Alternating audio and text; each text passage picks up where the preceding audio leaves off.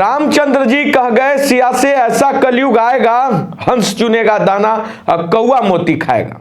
जी हाँ, यही देखने को मिल रहा है। जस्टिस अरविंद चंदेल का पे जब मैं रिसर्च करना स्टार्ट किया तब पता चला कि ये तो खुद भ्रष्टाचार में लिप्त है। और इसका साक्ष्य मैं अपने से नहीं बोल रहा हूं, ये देख सकते हैं कि स्क्रीन पे चल रहा है। Times of India, Hindustan, Dainik Bhaskar इत्यादि तमाम न्यूज पेपरों में बड़े बड़े आर्टिकल लिखे गए इनके बारे में। ईडी ने, और ये जो आरोप है ये मैं नहीं लगा रहा हूं, ईडी ने लगाया है।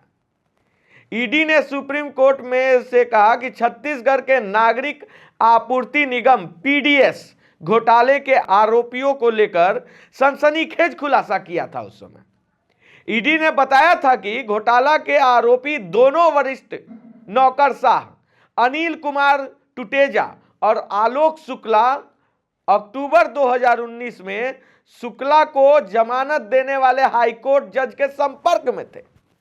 और ये मौजूदा हाईकोर्ट, जो पटना हाईकोर्ट के जज हैं, जो अभी बीपीएससी के मामलों में बच्चों का सुनवाई कर रहे हैं और न्याय देंगे, वही थे। ईडी ने यहां तक दावा किया है कि उस समय के तत्कालिक एडवोकेट जनरल सतीश चंद्र वर्मा दोनों आरोपियों और जज के बीच संपर्क बनाने का काम कर रहे थे। और उस समय ईडी ने यह स्पष्ट कहा था कि व्हाट्सएप चैट डिटेल से पता चलता है कि वह जस्टिस अरविंद सिंह चंदेल ही थे जो व्हाट्सएप पे बात कर रहे थे आरोपियों से कि किस तरह से इतना रुपया दीजिएगा तो बेल दे देंगे, ये दे देंगे, वो दे देंगे, फलना ठिकाना। ईडी ने कहा कि उनसे उनके भाई और राज्य के पूर्व मुख्य सचिव अजय सिंह के जरिए संपर्क किया गया था। जज के भाई संपर्क कराने में थे। चंदेल को उसी साल हाईकोर्ट पटना ट्रांसफर कर दिया गया था। एजेंसी ईडी ने यह भी दावा किया था कि तत्कालिक बघेल के नेतृत्व वाली कांग्रेस सरकार के दो नौकरशाहों ने अपने खिलाफ चल रहे मामले को कमजोर करने के लिए सबूत के साथ छेड़छाड़ भी की थी। सोच सकते हैं कितना बड़ा आरोप लगा है एक जज पे। क्या क्रेडिबिलिटी को इस कदर लोग दांव पे लगा देंगे?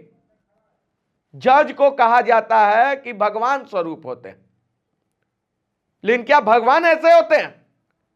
ईडी ने कोर्ट से कहा, इतना ही नहीं, ईडी ने उसके बाद सुप्रीम कोर्ट से कहा कि तत्कालिक एडवोकेट जनरल के जरिए आरोपी छत्तीसगढ़ हाईकोर्ट के उस जज के संपर्क में थे जिन्होंने 16 अक्टूबर 2019 को शुक्ला को अग्रिम जमानत दी थी।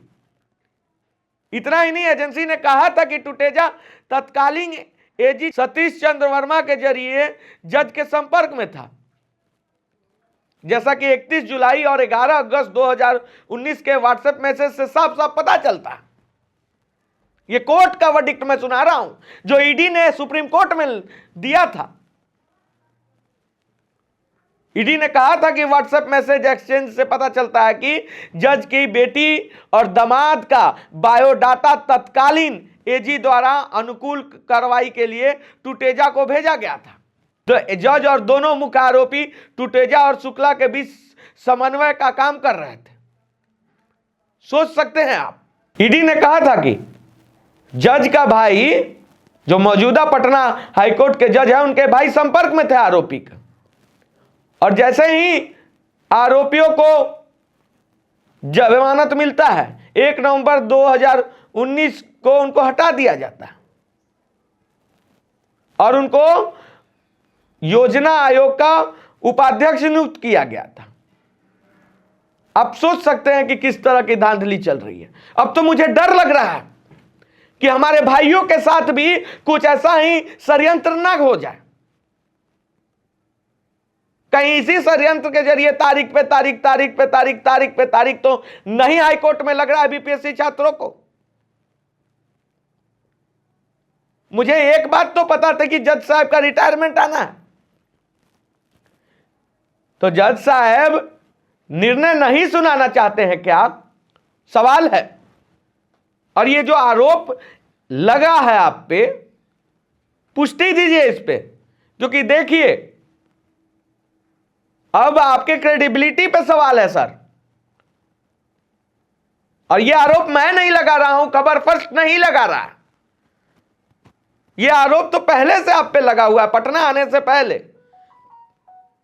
तो सच्चाई क्या है आप खुद बता दीजिए। निर्णय सुनाने से पहले पटना हाईकोर्ट के जज को यह सुनाना चाहिए, प्रेस करके यह बताना चाहिए कि यह जो आरोप था वो सच था या गलत था, या उस पर क्या कार्रवाई हुई। आप निर्दोष हैं या उसमें दोषी हैं या फिर अभी लंबित है कार्रवाई, सारा चीज आप बताइए। क्योंकि देखिए एक जज अगर बीमार पड़ता है तो 4 लाख बच्चों को आहत पहुंचाता है। बात समझिएगा मेरा और सोचिएगा जरूर कि एक जज के नहीं कोर्ट आने से कितना बड़ा निर्णय रुका हुआ है। हम बिहारियों को क्या अब सरकार नहीं सुन रही है हमारी बात को, तो क्या न्यायालय भी नहीं सुनेगी? क्या न्यायालय में जज को मैनेज करा के आरोपियों को ऐसे ही बरी कर दिया जाएगा? क्या अब न्यायालय पे भी विश्वास करना आम जनता बंद कर दे? क्या हम बिहारियों की मांग को सरकार नहीं सुनी, शासन नहीं सुना, प्रशासन ने लाठी मारा, तब हम जाके कोर्ट का दरवाजा खटखटाए? अब ऐसे अगर जज रहेंगे, अब मैं ये नहीं बोल रहा हूं कि अभी भी आप क्या है क्या नहीं है, अरविंद सिंह चंडेल जी हो सकता है आप अच्छे हो, अब मैं यही होप करूंगा कि आप छात्रों के हित में सुनाए निर्णय। लेकिन मैं हाथ जोड़ रहा हूं आपसे, लेकिन एक बात तो क्या आपके क्रेडिबिलिटी पे तो सवाल उठता है ना। और कई लोग ये कहते हैं कि कोर्ट के अगेंस्ट नहीं बोलना चाहिए। अरे भैया, जब कोर्ट गलत होगा, जब जज गलत होंगे, जब जज पैसा लेके फैसला सुनाएंगे तो आवाज तो उठेगा ही। और कोई हो, अगर जो भी गलत होगा, खबर फर्स्ट और आशुतोष आवाज जरूर उठाएगा। और जब बात हमारी भाइयों की आ जाएगी तो वो कोई भी हो, गलत होगा तो भैया फटकार लगाने से पीछे हम नहीं हटेंगे। जय हिंद। ना स्याही का दोस्त और ना सफेदी का दुश्मन, आईना दिखाना काम है, हम आईना दिखाते रहेंगे। जय हिंद।